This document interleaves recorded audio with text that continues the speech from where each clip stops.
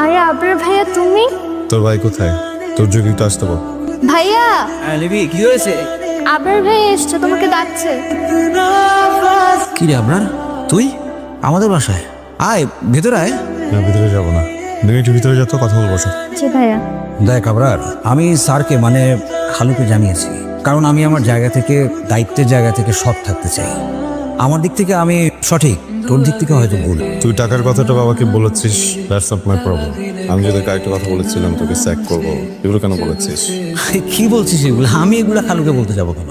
আমার মনে হয় কি, খালু তো প্রত্যেকদিন সিসিটিভি ক্যামেরার ফুটেজগুলো চেক করে।